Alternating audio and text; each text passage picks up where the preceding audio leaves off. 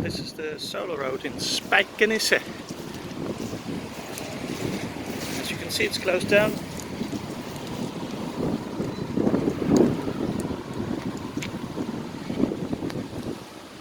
But the actual panels are perfect, 2 by 1 meter.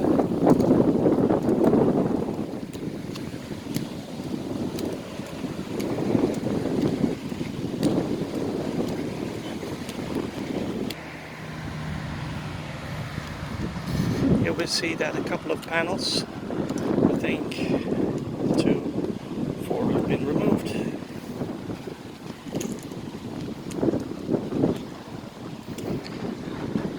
There at the end, another 4 have been removed.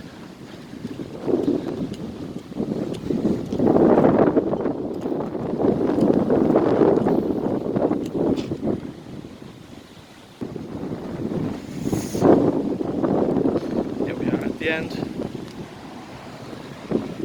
Around 4 panels have been removed and replaced by concrete.